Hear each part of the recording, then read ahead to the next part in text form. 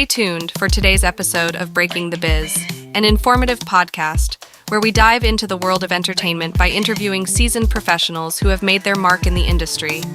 Gain invaluable insights as they share their personal journeys, offering advice on navigating the dynamic landscape of the entertainment industry. Whether you're an aspiring actor, musician, filmmaker, author, animator, or any creative soul, tune in for expert career guidance, insider tips, and first-hand accounts on breaking into the entertainment industry. Get ready to unlock the secrets behind successful careers and fuel your own passion for the limelight.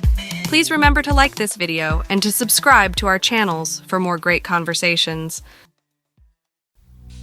Greetings from Breaking the Biz, brought to you by Yes I Can Unity through Music and Education. I'm William Felber, your navigator through the intriguing universe of the entertainment industry, as revealed by the visionaries and creators who bring it to life. Stay tuned as we delve into diverse insights from the forefront of entertainment, hearing from pioneers, creators, and agents of change. Prepare for a journey filled with tales of innovation, resilience, and the undying quest for artistic brilliance.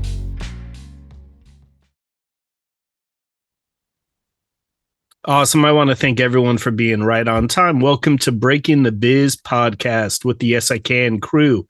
We have got a great guest with us. We have Jimmy Puissegur, who is the senior editor at Hammer Creative. He is a Los Angeles-based editor with over 19 years of experience, specializing in advertising for film, television, and commercials, experience in working with a wide array of networks and studios, cutting a variety of genres. Involved with the development of in-house mentoring program, offering guidance and opportunity for assistant editors to learn and excel. Jimmy is proficient in Avid, Final Cut, and Adobe Premiere. And on that note, I want to thank you, Jimmy, for making time for us tonight. Yeah, of course. It's great to do this. I always want to make sure everybody knows that this job exists, because I certainly didn't when I was in school.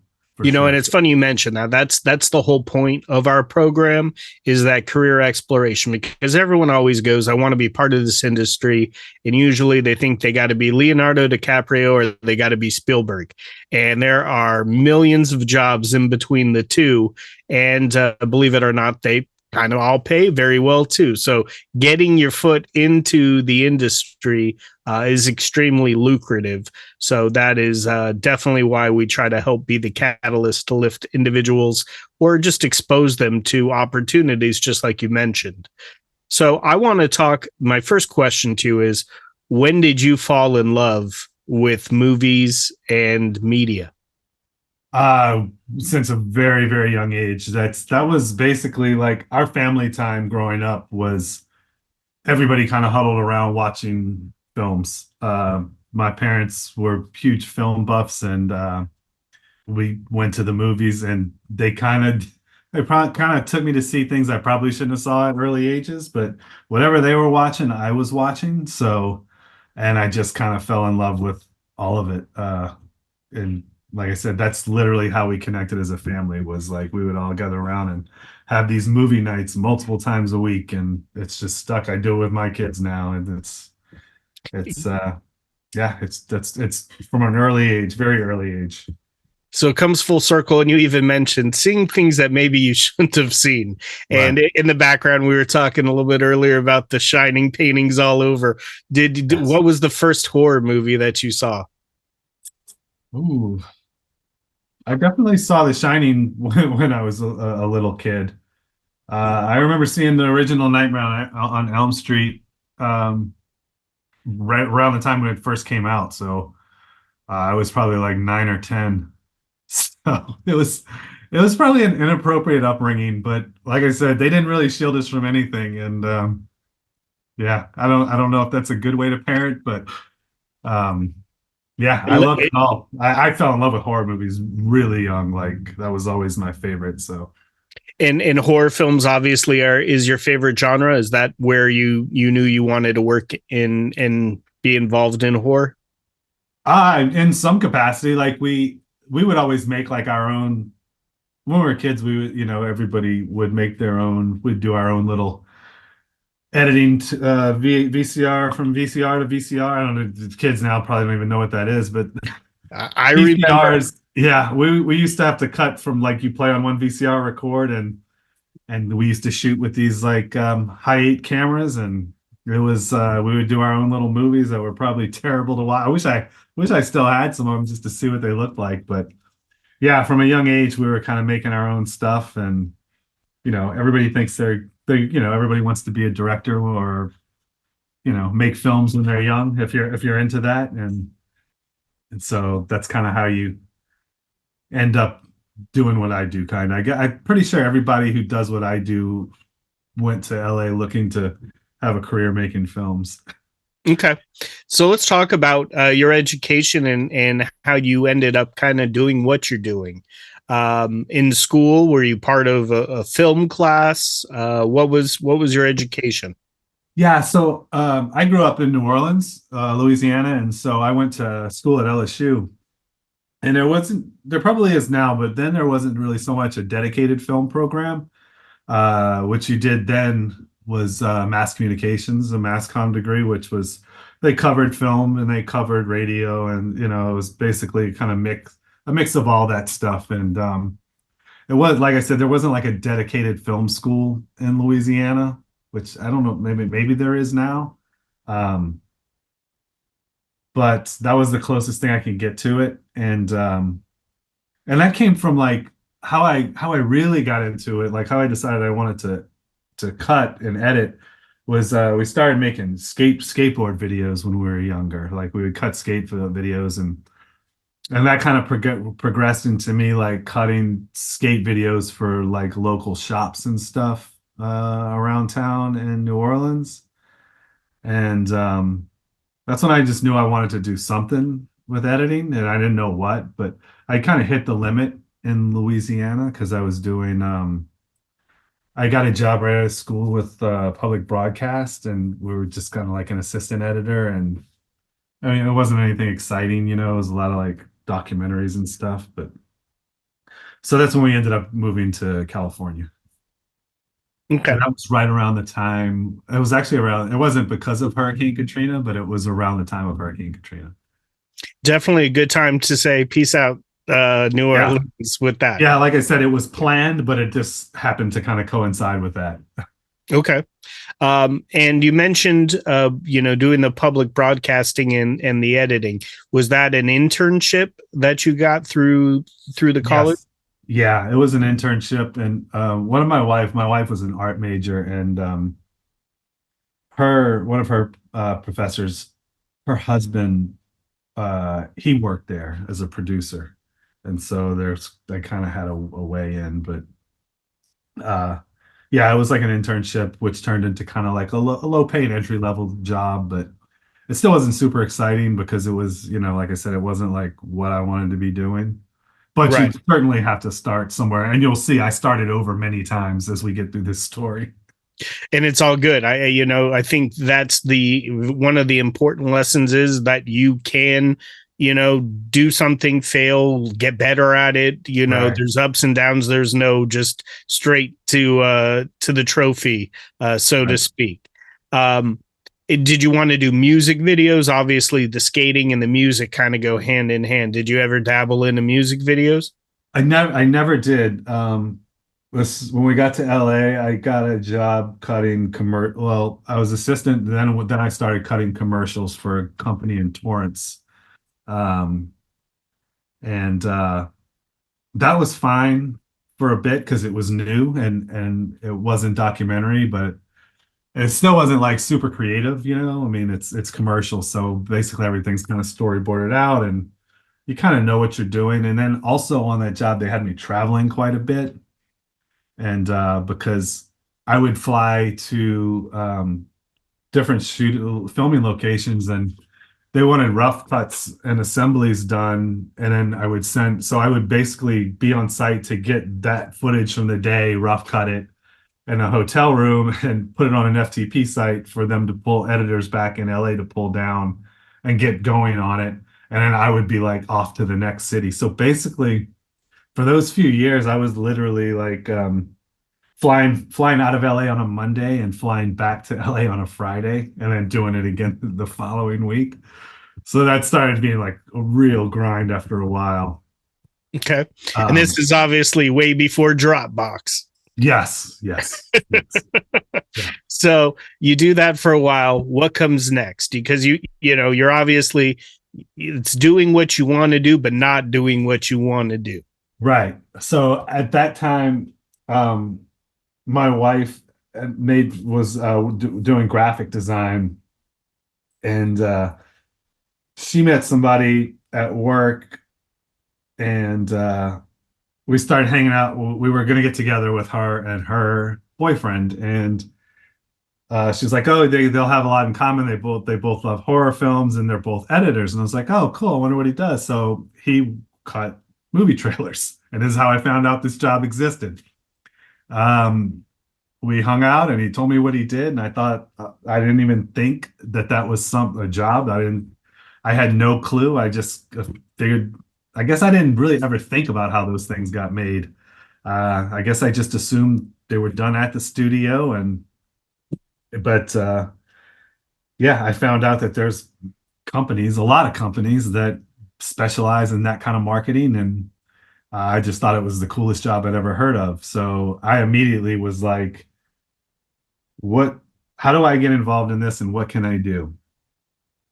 And so what he did for me was he had me start like taking some of my favorite movies. Like, and I remember, forget, the first one I did was The Shining. I ripped the DVD, and he sent me like a bin full of like sound design, like sound effects and stuff like that. And basically said, "Hey, break the movie down, like it's ripped, break it all down and try to cut your own trailer with it." And so I did that and realized just how hard that it is, like to come up with something that flows and that kind of has that 3-act story arc. And it was really hard. But he like kind of helped me out. I would like send it to him, and he would like give me notes on it. And then I would do another film. I think I don't know which one I did. It was another like 80s movie. And yeah, so I did that a bunch of times. And when I got like 2 or 3 decent ones together, he worked at Buda Jones at the time. And they were looking for they're always looking for people. All these companies are always looking for people. Especially at entry level, because they want everybody to kind of grow through their company. And so they were hiring a PA. So, and a PA is basically just a runner. Like, you're like doing all like the odd jobs. You're putting furniture together, desks together. And so basically I started completely over again, and like went from being like an editor at a commercial Envision Group in Torrance to being like the bottom of the barrel, like like a little over minimum wage runner. And how that works is like basically it's kind of up to you how long you're going to be that. So I got in there, and like I talked to we made a deal with my wife, like, "Hey, look, things are going to be very tight for a while, but this is something that I know that I could do for the rest of my life and be totally happy doing it."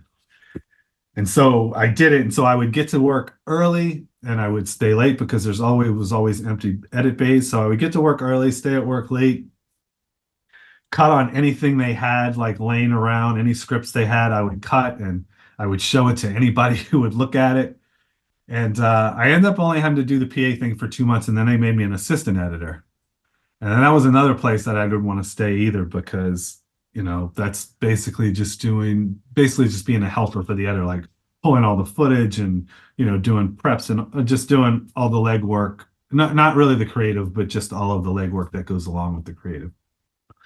So I did that, and then kept doing my thing, like getting to work early, staying late, going in on weekends. And finally, while I was still an assistant, I finished the first TV spot. I think it was one of the early paranormal movies, maybe like Paranormal 2 or 3. But while I was an assistant, my first TV spot finished.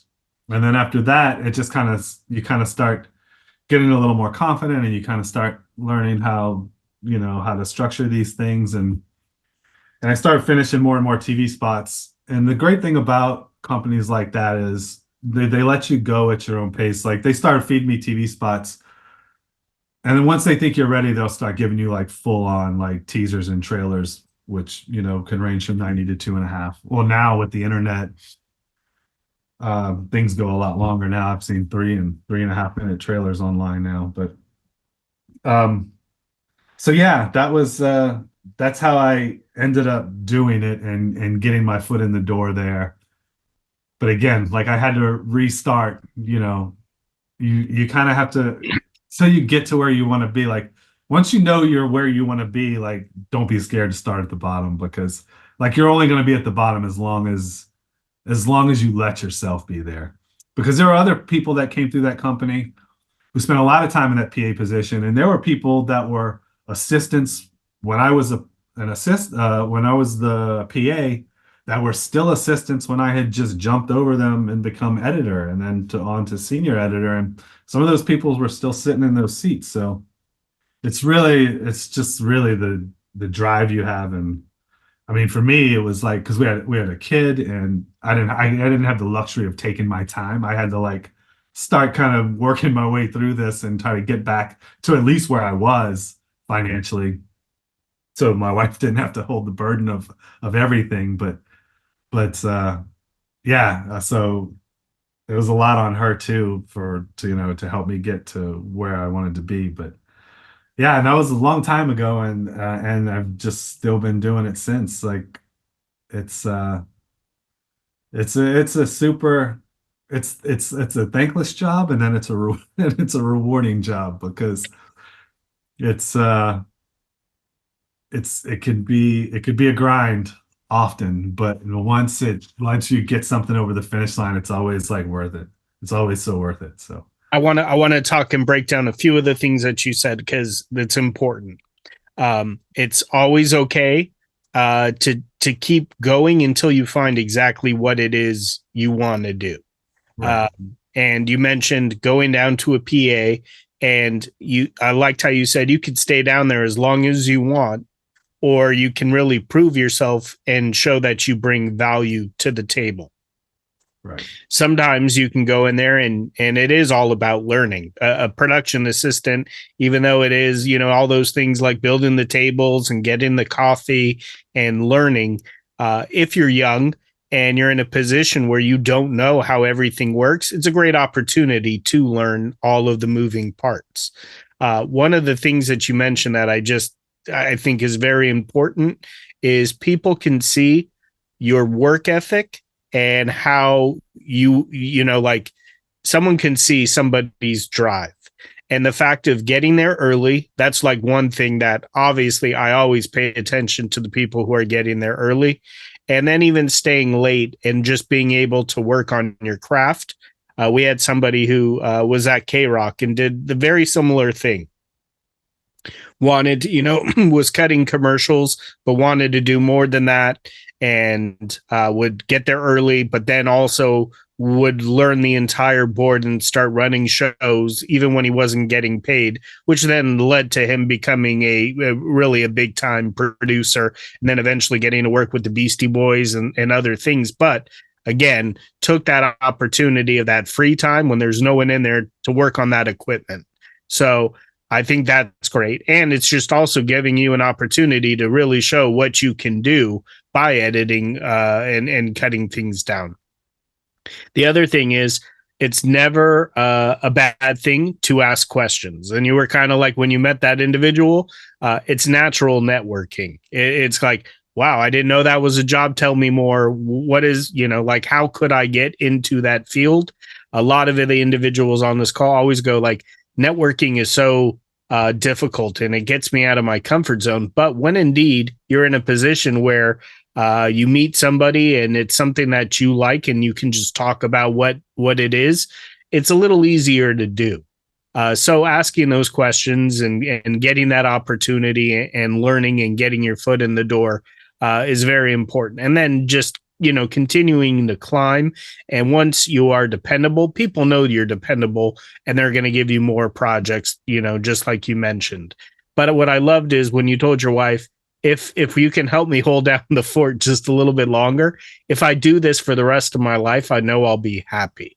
And Right. sometimes individuals work job after job searching for what makes them happy. So to be able to, leave New Orleans, find exactly what it is that you're like, yeah, I could do this. I think that's very important to highlight. And movie previews are honestly what gets you to go, ooh, I'm going to go spend $20 on, for me and you, our tickets probably were $4.50 or something like that to go to a movie. Now it's like $20 to go to a movie. Like Right. you have to be sucked in on that, on the preview. And that's, me going to the movies. One of my favorite things is seeing what's coming out.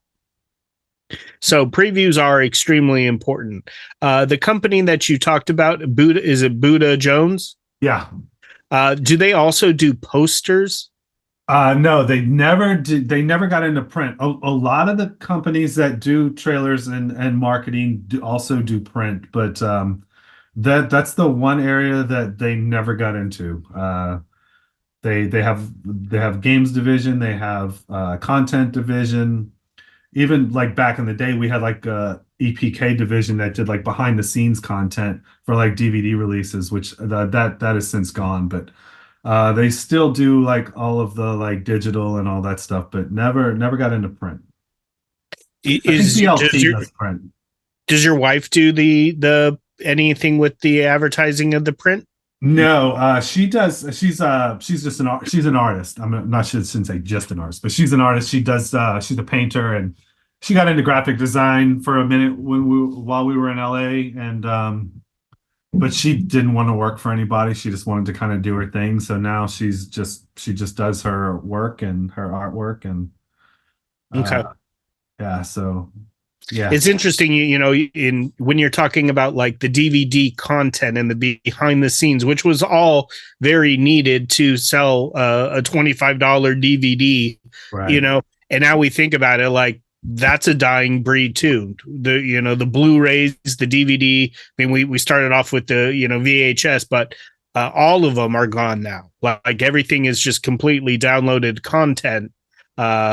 So it's interesting to see how things evolve and how certain things go out the window. That's definitely one of those things. I can remember all those behind the scenes and extra cuts and whatever you could do to add to a DVD.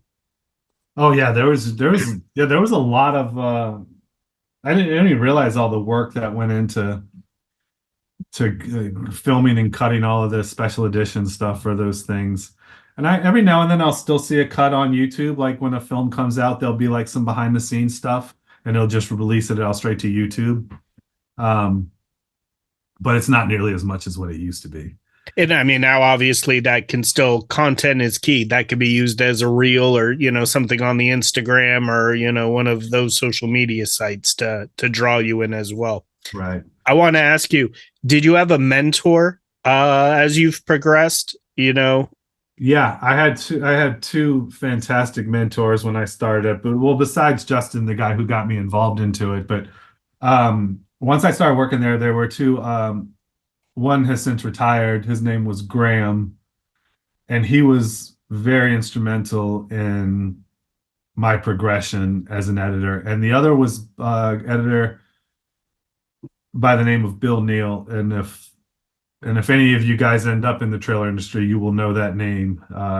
He is like the guy, and I just happened to work at the place that he worked at. So became really close friends with him, and just basically tried to be a sponge and just learn everything I could.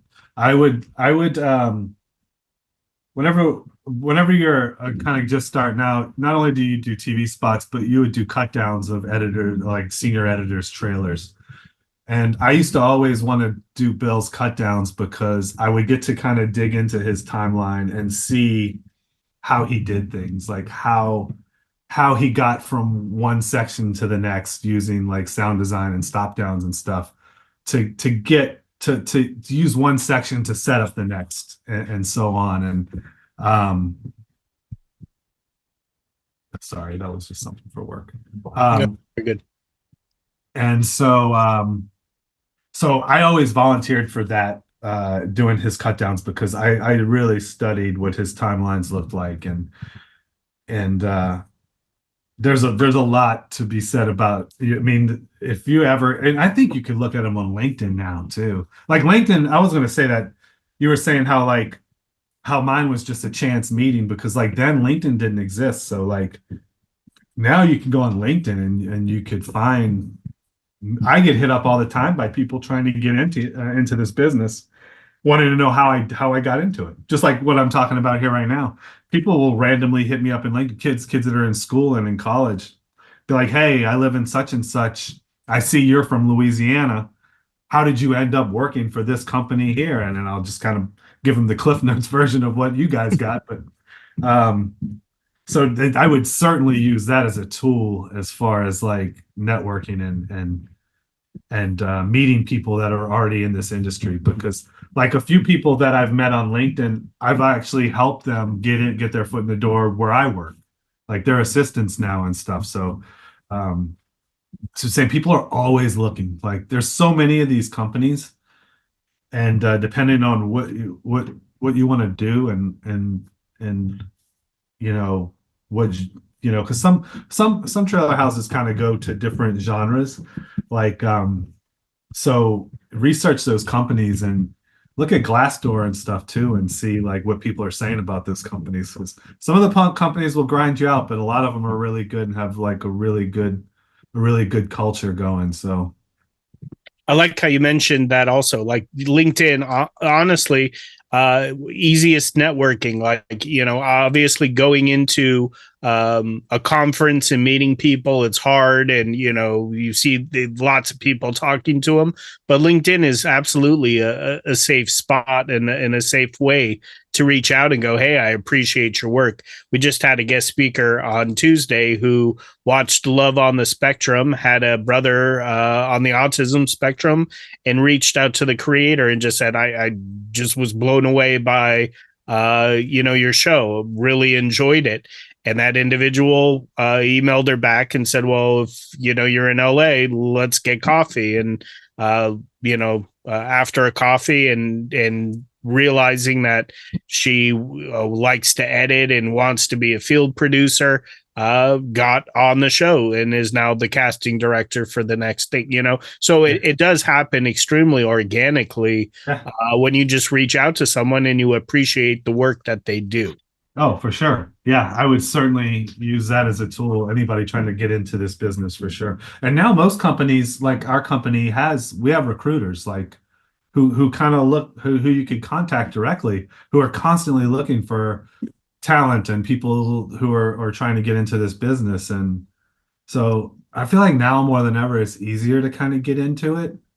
And now people are way more aware that this is a job. Like I said, years back when I got into it, I had no idea that this was a job. Like I said, and most of the people that I came in with didn't know it was a job. They went to LA to make movies. And they just were like, this, to me, I mean, I would say next best thing to me, this is better. Like you're not, I mean, some of these campaigns are long, but it's not as long as making a feature film, obviously. And so we're only there for part of it. And then we're on to the next one. And it's like, I don't know. To me, this is like the best part. Like we're showing the best parts of the films, we're like, well, yeah. And that's so funny that you mentioned it, right? Like sometimes you do see trailers and then you watch the movie and you're like, damn, the trailer really did hit all of the good things. Like I don't even need to see the movie. I watched the trailer, right? Yeah. It's funny you mentioned that. Catch all the beats. Yeah. I love it. Did you ever study, you mentioned like the one guy who's the guy. Right. Did you have to study anyone else? Did you, I know you have Adobe and the Pro Tools. Did you get a special training on that, or did that come with LSU? LSU. So back in LSU days, we were Final Cut, and then when I moved to LA, we were still Final Cut. When I moved to Buddha Jones, they were Avid, and so that also came with like nobody sat there and taught me Avid. I literally taught myself on those days. And if there was something I was trying to do that I knew I could do in Premiere, I would ask somebody like, "Hey, how do I do this with Avid? Like, how do I do mix downs and how do I make sounds ring out and reverberate in Avid? Like, this is how I would do it in Final Cut, but how do I do it in Avid?" And then when I left Buddha and went to Hammer, they were Premiere. So it's like, luckily now, like most of them translate over. They're all pretty close now. And I've been on Premiere for the past 6 or 7 years at Hammer, but so yeah, no, I had to teach myself. I taught myself all of. I knew Final Cut before ever having a job anywhere, and Premiere too. Like when we used to do skate videos, Premiere was really new, but Premiere was what we cut all the old skate videos on. Like these programs have been around forever. They've been around for so long. And it's great to be able to do something like, enjoying the skating videos and coming full circle to know that you're using a program that you can now use for a job. And that's also a great lesson, is you never know when you're going to tap back into a programming or technology that, that you used. I want to ask you, you talked about a mentorship type program for young editors. Is that with Hammer? Was that with Buddha? Is that Buddha Jones? Is that just something you created? Those both. At Buddha, we started doing. We started it at Buddha, and what it was editors would kind of be partnered up with an assistant editor to help, and when we would meet weekly, and we would meet as a huge group weekly, and they would give out like a 30-second TV spot to the assistant, and then so I would work with my assistant on helping her learn how to kind of craft this TV spot and put it together, and then we would all meet as a group the following week, and all the assistants would show their TV spots, and we would all talk about it as a group and talk about like what was working, what wasn't working, different ideas.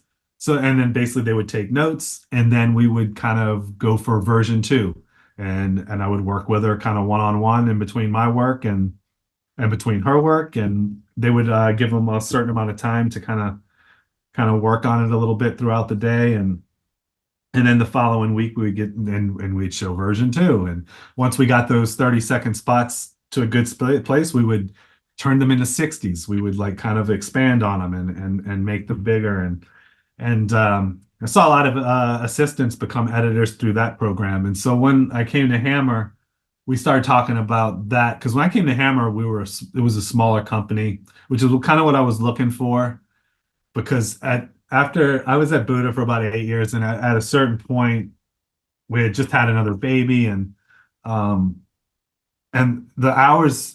theatrical hours can be really long. Like it wasn't unheard of for me to spend all night at work. Like we had a couch, everybody had a couch in their bay, and it was definitely not unheard of to pull all-nighters, and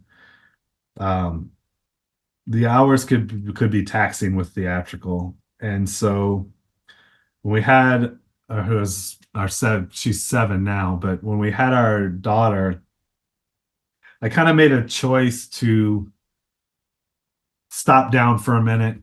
I took like a few months sabbatical, and then decided that I was going to try to look for something different, like something that wasn't as grueling.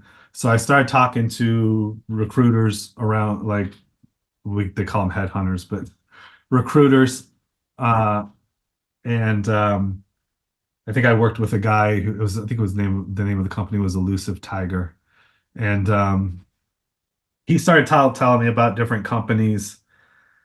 And so I started interviewing around town, and a lot of what I was seeing was kind of like the same thing that I was leaving.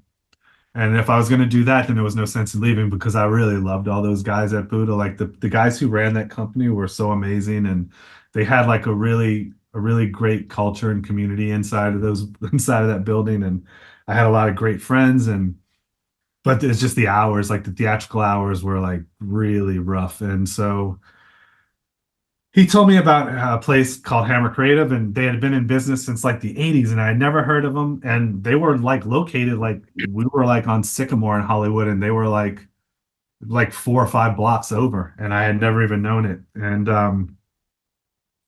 so I went to interview with those guys, and they were primarily video game trailers, which I'm not a huge video game guy. I've never really have been. And so I was like, I'm not sure it's going to be a good fit. And he just kept insisting that I go talk to him. He's like, yeah, it's a smaller company. Like, I think it's exactly what you're looking for.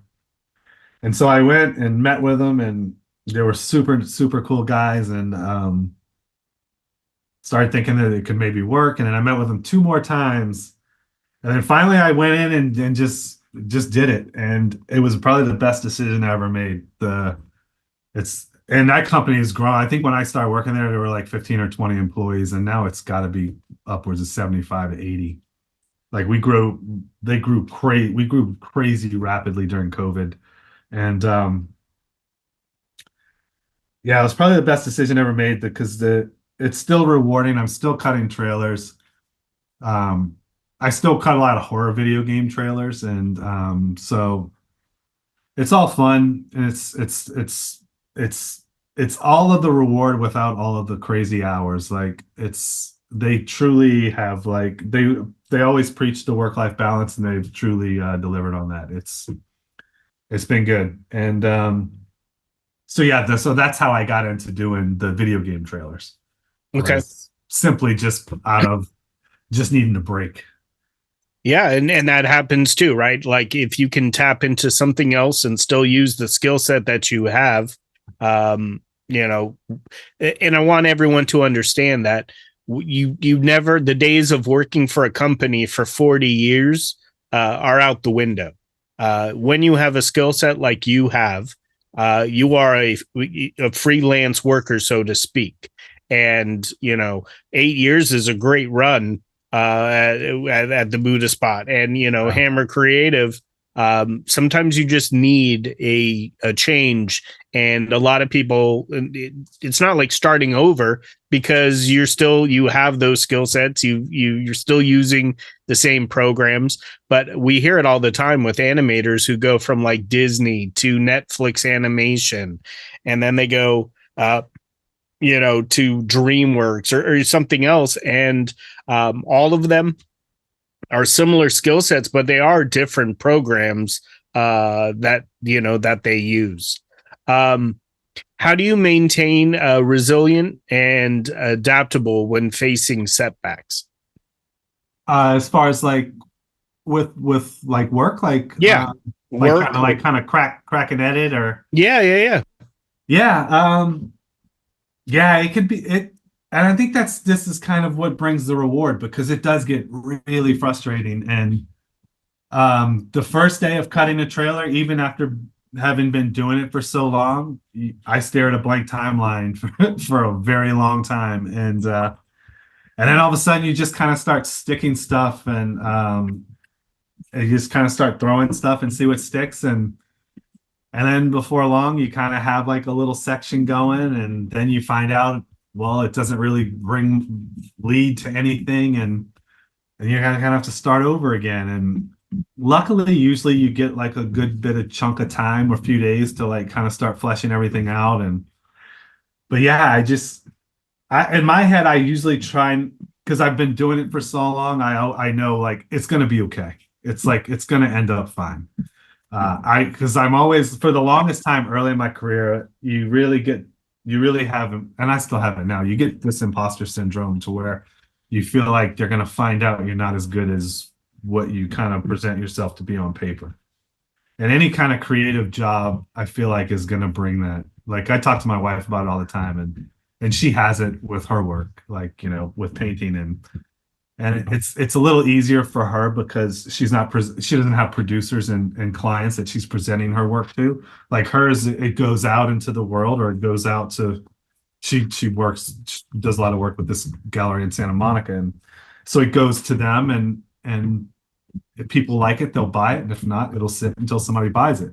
Mine has to be liked because they're paying us for a product, and so there's always that doubt, like, this is not good. That this is this is the one time I'm not going to complete this. I can't figure this out. But nowadays I just like, I always know it's going to work out because it always has every single time. That's the seasoned veteran in you right there. Like, and that's a great mindset too. Like, it will work itself out one way or another. Yeah. I will say the best thing to do, and what I've learned to do, is just get away from it for at least a minute, or go take a walk, and I even used to do this when we were working at our building. Well, like at Hammer, we were in the CBS building, and I would go down and take a walk and walk a few times around the block, and sometimes even just as something as simple as that, it'll come to you. It used to come, LA commutes, because I lived in Santa Monica, offices in Hollywood. That hour and 20-minute commute, I a lot of times would think about it then. Like, I know what it is. Like, I know what I need to do. And now, this just happened to me last night, like 5 o'clock this morning. Like what I'm working on right now, I had holes last night, and it hit me. And working at home, like 5 this morning, I just got out of bed. I came down here, threw it all in, and that's like the beauty of working at home, is like whenever it hits you, you could just do it. To whereas like when we were at an office, if it hit me in the middle of the night, I would just like write it down or write an idea down. But yeah, that's how I deal with adversity now. I just kind of know in the back of my head that it's going to be okay. You gotta stop dealing with the imposter syndrome thing. At least everybody I talk to. I feel like everyone has the imposter syndrome. It's just that little doubt in the back of our head. I want to ask you, how collaborative is the work you do? You mentioned sound design, you mentioned sound effects. Is that a whole separate group that's working on the sound design? No, are you in charge of everything? Yeah, that's all me. Well, how I usually start is I'll pull we have like sound effects libraries and sound design libraries, and once we kind of we'll get like kind of as an editor, we have writers, and so we'll get like a script that's kind of makes like a rough outline of kind of what the client approved of, what kind of what they want to see, what marks they want to hit in a trailer. And so based on that, I'll start kind of doing like music pulls and sound design pulls, and from there I'll cut together a V1, and then I'll get producers involved, and I'll show them kind of where I'm at. And from there, then it turns collaborative. Then it's like producer and editor are kind of working together to kind of get it all, put together. And then it goes to client, and then of course then they have notes. So as an editor, you'll get internal notes, a couple of rounds, and then once it goes out of the door, you'll get client feedback, and then it's all over again. Like we go to send V2 out, you'll get internal notes. And then, because the internal notes will come from a little bit from the writer, but mostly from the producer or producers that are working on with the client directly. As an editor, we never really deal with the clients. It's usually kind of filtered to a producer, which is probably a good thing, especially in theatrical, because a lot of times in theatrical, those clients can be pretty mean, and so it's probably better to shield the editor from some of the harsh criticism. I was going to say, you have to be understand you are going to have constructive criticism. Oh yeah. I'm sure it's never where you shoot something out of there like, yes, perfect, done. There's after edits until everyone's happy, and right. You just got to be patient, grin and bear it, and get it done. Yeah, that's exactly what it is. And it's a funny thing, because when my daughter was in kindergarten, I was picking her up from school. She's in first grade now, so this was last year. I was picking her up from school, and her teacher asked, she said, we were talking about what everybody's parents did, and we know what your wife does, but we're confused about what you do because your daughter said that you have meetings and you show things and you keep going until they say it's good, and then I could stop, and you could stop working.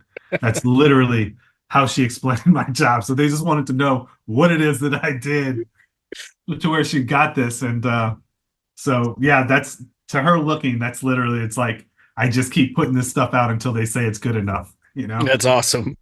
How innocent. My dad works long hours and he puts stuff out until people like it. That's awesome. Well, Yeah. looking back like on your journey, with all the projects you've worked on, what are your top three that you're just like, wow, I love it. Love the work I did on that. Oh, um, And that could be theatrical, that could be video yeah, game. there's a lot, there's quite a few, like Woman in Black 2 was a trailer that I cut that I really loved. I did like the second Split trailer for the M. Night Shyamalan movie. That was really fun. Um, and games.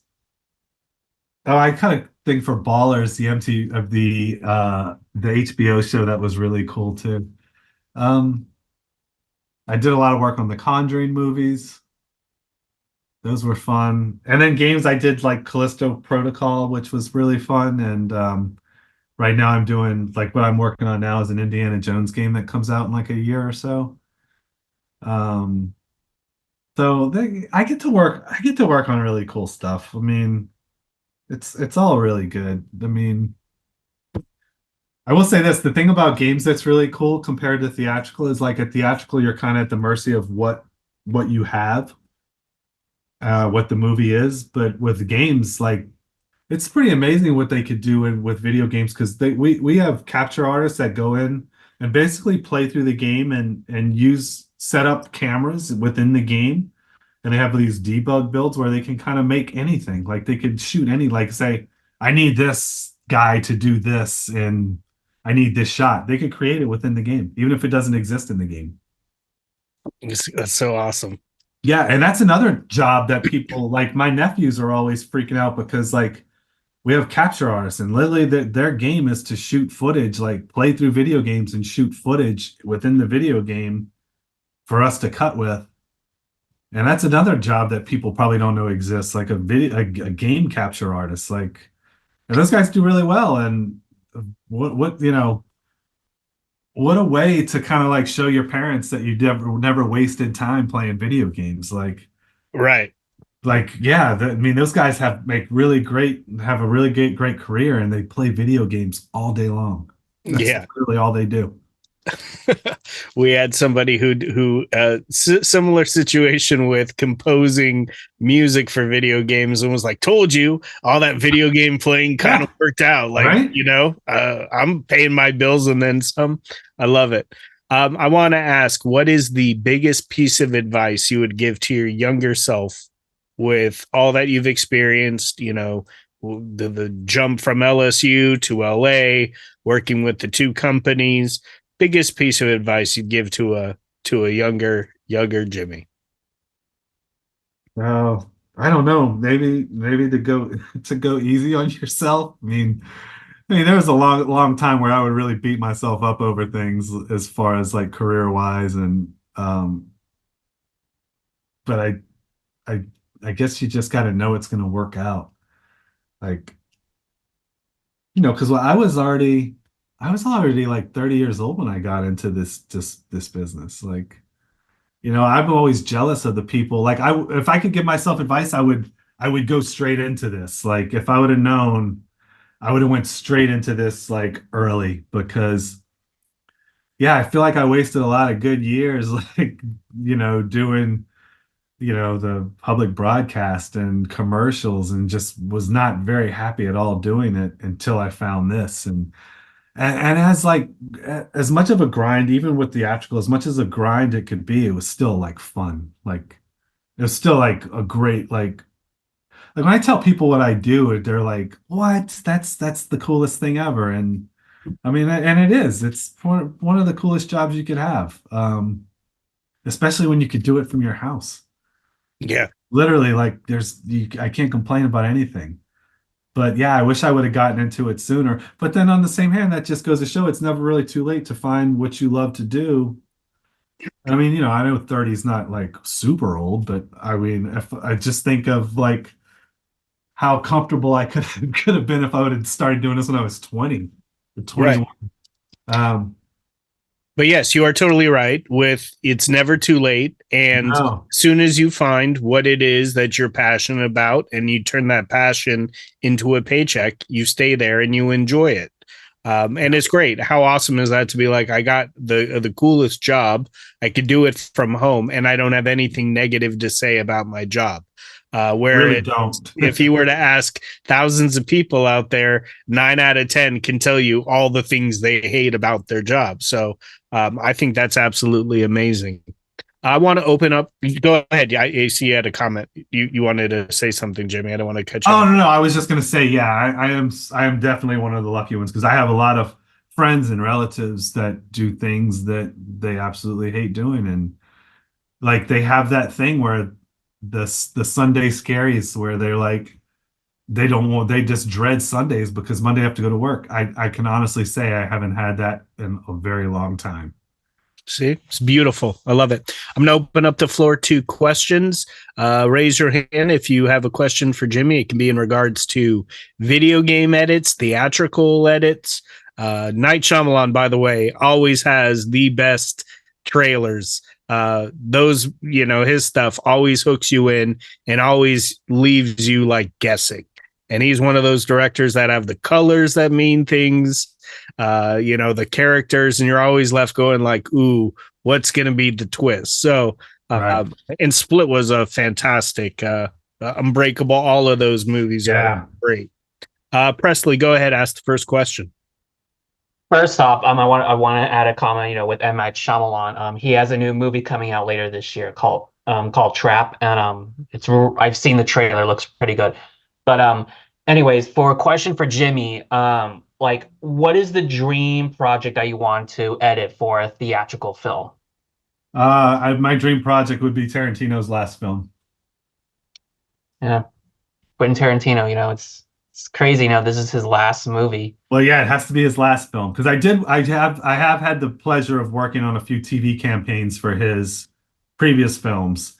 Never cut a trailer for him because those always went to like the big dog, like huge dog guys.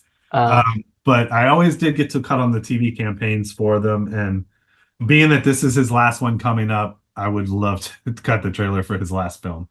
My dad used to work for Quentin Tarantino. Had his old production company called Abandon Apart. He was like the head for like production for film and TV. Wow, that's amazing. Yeah. That is very cool. It's interesting too. You were talking, Jimmy, about like the 3 parts, like that beginning, that middle, and the end. And then I always think about a Quentin Tarantino where it's always like he could start it at the end, just however he wants to do it. Right. I can't remember back to his trailers if the trailers were very similar, where it was all off timeline, or if it kept to a timeline, or if it even touched that. Yeah, I think for the most part, like I don't remember back what the marketing for Pulp Fiction was, but I think other than that, they were all pretty straightforward, trailers as far as like the marketing. And like the Once Upon a Time in Hollywood, that was one of my mentors, Bill Neal, cut that trailer with the Neil Diamond cue, and trailer was fantastic. The movie was fantastic. But yeah, it was pretty much. It was the trailer for that one. I know for sure was just basically what a trailer usually is, just kind of like a 3-act structure with kind of just laying out the movie. Perfect. Christian Batista, last question. All right. You've been dodging the question for like 15 years. What would you say is your pride and joy? What's your magnum opus of all your trailers? Oh, I don't know. I'd have to go back and look. Actually, probably the trailers that I like best are probably some that never finished. Like whenever you're cutting trailers, you're cutting against other trailer houses, and they'll have 5 or 6 houses going at a time for trailers, and then it's almost kind of like the last one standing is who they go with, and so you don't always finish trailers, even campaigns that you work on. You could work at 10 to 15 versions and not get the finish. And so I'd probably say some of my favorite trailers that I cut were ones that never even saw the light of day, probably. Like I remember there was a remake. It was an old 70s movie, but they did a remake for it. It was called The Town That Dreaded Sundown. And I cut a trailer for that movie that I really, really liked. It had a Patsy Cline song in it, and literally it got cut just because they didn't want to license the song. And so I always thought that one was really good. And another one that stands out is I don't know if you guys remember the Hannibal TV show on NBC. I did the trailer for the Hannibal TV show that was really good, and all the executives at NBC loved it. And I cut it with Sounds of Silence, with Simon and Garfunkel's song, and they wouldn't clear it. Like Simon and Garfunkel wouldn't clear it because they didn't want their song associated with that genre of TV. And so that was another like really great trailer that never saw the light of day. I mean, I still have them. I keep them, but I was gonna say that would be cool with that Simon Garfunkel song too. Oh, it was amazing. It's crazy it was where so good. And I imagine it's a pretty pricey ticket to clear a Simon Garfunkel versus someone who composes something that sounds like Simon and Garfunkel. Yeah, well, that was the thing. They were going to pay it because they ended up licensing a cover of Stand By Me. So they were going to pay for the license, and he just wouldn't approve it. Like Paul Simon just wouldn't let his song be associated with beautiful Hannibal leading people. I get it. Yeah, It happens. Yeah, so that's like worse than the fall of Rome. Awesome. All right. Well, Jimmy, I want to thank you again for your time tonight. Yeah, of course. Extremely man. amazing. I think it's fantastic to have the next generation of creatives here that, with an editing background and knowing how to use that software, that there are different houses that work on certain genres, video games to trailers of movies, obviously commercials. And if you just got to find your niche and what exactly it is that you love. But I think it's extremely inspiring to talk to someone who has found what they love and loves what they do. I think that's half the battle of trying to find the right job. And when you're happy and you don't have those Sunday blues that Monday is lurking. Exactly. You're definitely doing the right thing. I want to wish you continued success. I love the mentoring that you're doing. And if we can figure out a time around when you will be going into the office, I would love to schedule a thing for those that are interested in editing and in that part of media. Yeah, for sure. I'll keep in touch. I want to say it'd be sometime in July. It's perfect. Next quarterly meeting. So, yeah. Awesome. Thank you guys. Thanks for having a wonderful evening. Bye, everyone. Bye-bye. See you guys. Bye. Bye-bye. As we conclude another enriching episode, we hope you've found inspiration in the stories shared today. Let's take a moment to honor Yes I Can's role in bringing Breaking the Biz to life. Yes I Can's commitment to empowering young people with disabilities through education, advocacy, and mentorship shines brightly, paving paths of opportunity and dialogue. This podcast celebrates the organization's dedication to nurturing talent and facilitating impactful discussions. Breaking the Biz is more than a podcast. It's a part of Yes I Can's broader mission to amplify voices, dismantle barriers, and craft a world that's more inclusive and accessible for everyone. Each episode is a chapter in our shared narrative of progress, education, and empowerment, driven by the spirit of Yes I Can. Thank you for spending your time with us on Breaking the Biz. Continue to challenge the status quo and share stories that resonate. Until our paths cross again, let's keep transforming aspirations into achievements and infuse every endeavor with optimism. Here's to advancing the landscape of the entertainment industry, one episode at a time. I'm your host, William Felber. See you next time.